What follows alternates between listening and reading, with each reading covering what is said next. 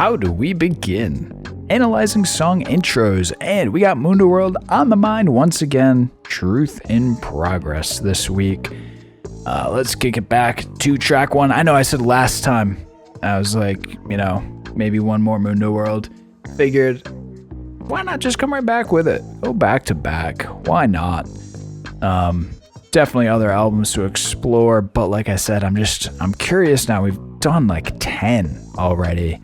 To have these Mundoworld ones in there for context, comparing them back and forth, I think is going to be kind of fun. Let's do it. TV. Everyone's favorite.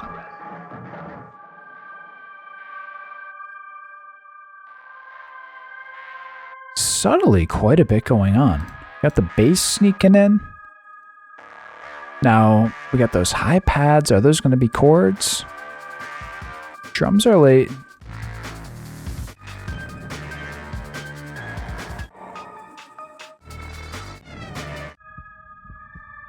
They're definitely, I would say those are chords because they come back later and they're a progression. It's not just, samples or anything like that for the intro. So we'll say that. Pretty boisterous start here. Move on to Don't Believe Me. I was reading the wrong line there. I almost thought I messed up my spreadsheet for a moment. Here we go. Let's get some more volume. Damn.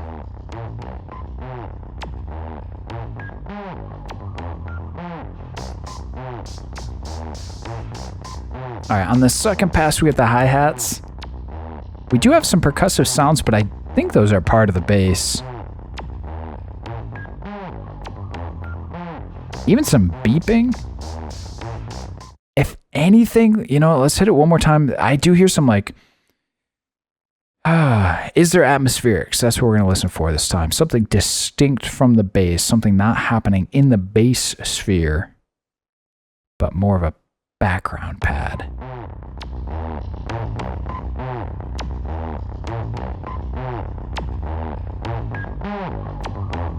Yeah, a little roll there right before 10. And honestly, the hi-hats come in right at 10 also. But let's say it's light. Let's say light atmos. Hi-hats come in right on the money. Whatever the fuck that means. Why has he got to talk like that? Okay. Tribes of Bullies. Voice does come in later, but not at the beginning. We heard that. Okay. Boom. Hadn't heard any drums right at the beginning yet, but here we go. Classic drum and bass. Chords come in right at 10. Chords a close follow. Cool. Big chords there. Getting bonky with it. Nice. Alrighty, so this is why we're not done. We're gonna wait to the end, but we already have a little bit more of a smattering here than we did on the last album. I think comparing all three, we're gonna see some totally different things going on. Anyway, next one is Hearsay.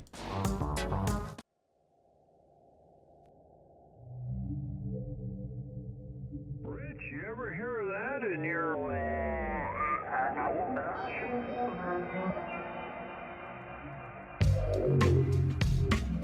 All right, that vocal sample gets pretty intense. Got some atmospherics there. Rich, you ever hear that in your...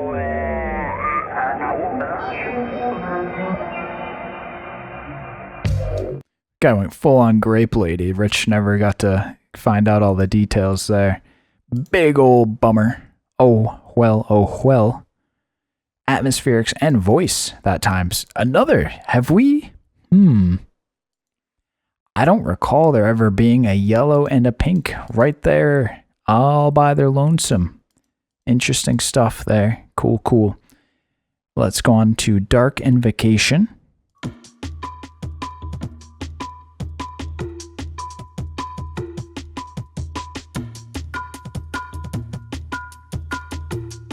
All percussion.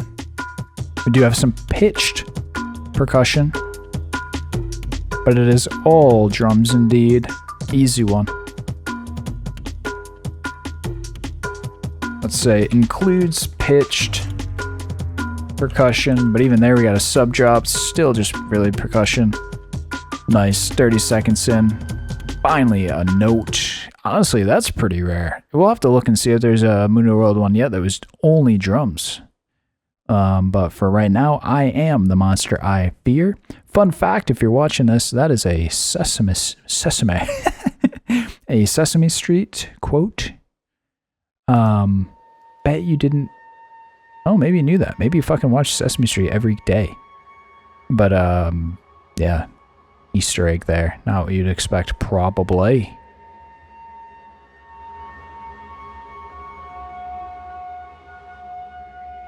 Some chords, maybe? Atmosphere? Some whooshy?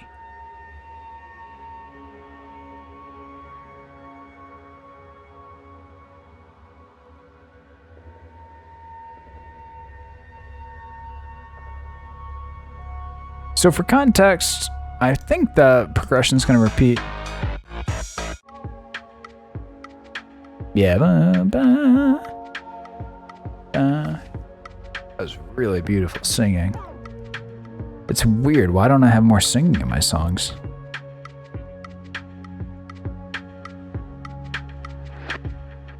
Boo, boo, boo. That hits. But wasn't an interest here. Is there distinct atmospherics here? I think so. On the outer edges, there's some whooshy. I already wrote some whooshy, so you know it's true. Chords and atmosphere, like it's a Boards of Canada song. Not really chords again, but pads operating as chords. The foundational structural pieces. No melody. Fuck a melody. Let's go. Royal Radio. Big ol' fade.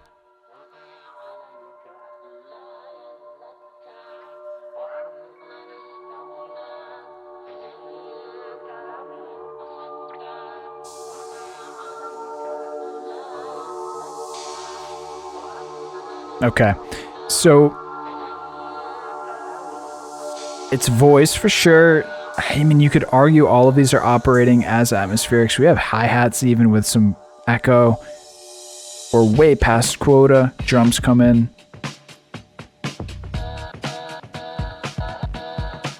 Let's try to figure out if we should categorize this as chords or atmospherics now.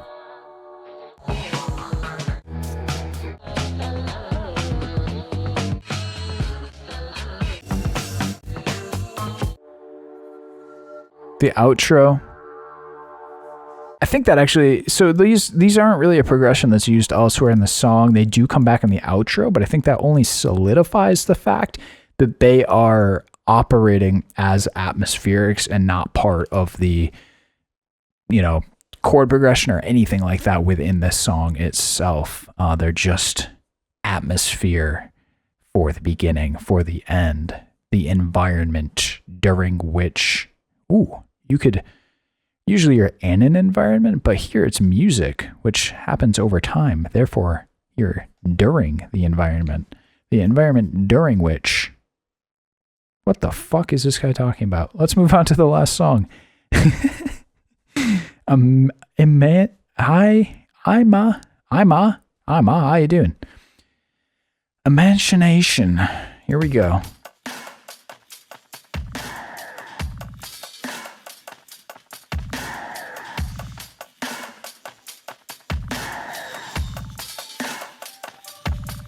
Ooh. The bass and let's say, was that the chords or is that the melody? You really should never have to ask that. That's a ridiculous question, but whatever. Context. Here we go.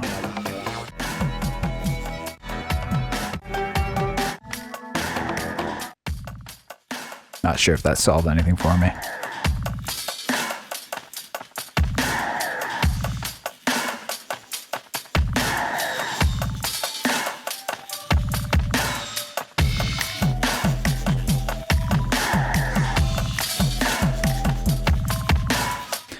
The chords just barely, I mean, they do start fading in about 8 seconds. You don't really hear them until closer to like 12. They are just going in.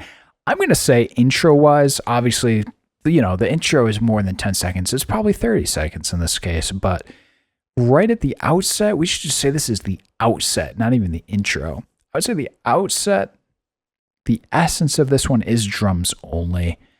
So we're going to say drums, chords, and bass fade in shortly after. Like, so still technically part of the intro, but we're going to leave the drums all by their lonesome on that one. And that's going to take us to the review.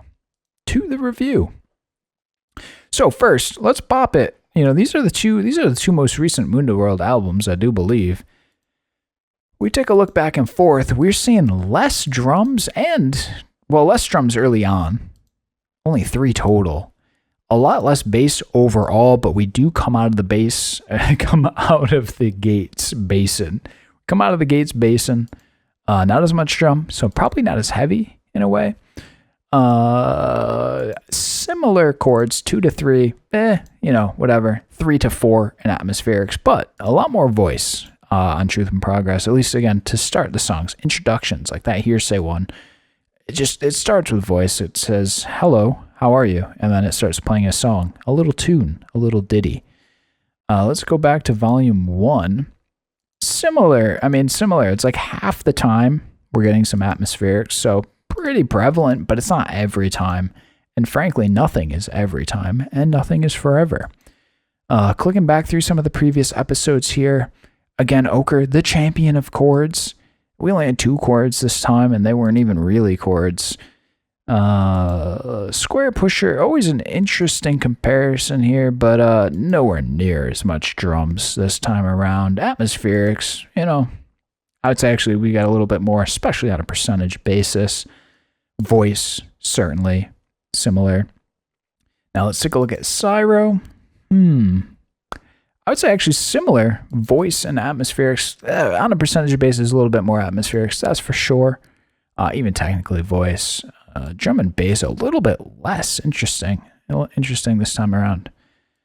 Chords, I'd say actually a little bit more percentage-wise, but pretty sparse, really. Not seeing any blue. We did not press the blue button. We've done, once. I was going to say we've done 3 Mundoworld albums now, and only once has there been a blue button. So maybe I got to press that blue button more often. We'll see. One thing we said we were going to check was that atmospherics and voice standing all by their lonesome. We'll check that. We're also going to see, I want to see if there's any standalone drums. I knew that was going to be easy to check. No. So this Emanchination was the first Mundoworld song. Well, maybe not chronologically, but the first one we've reviewed that only started with drums. So now, yellow and pink. Is that pink? No. I'm going to fucking call it pink though, because it's not blue, it's not red, and all the other colors are taken here. It cannot be confused. So first of all, really, we can just click through quick. We can just look for pink. Pink, no yellow. Pink, yellow. Oh, here it is. Oh, now entering. Okay, so it's happened once on a Mundoworld. Pink, no yellow, pink. No yellow. No pink there, no pink, pink, yellow. Hey. What one was this? Oh, I said voice is part of atmosphere. So that's a good example. Let's actually take a look at that. We can easily play that in the background here. This is going to show kind of the difference.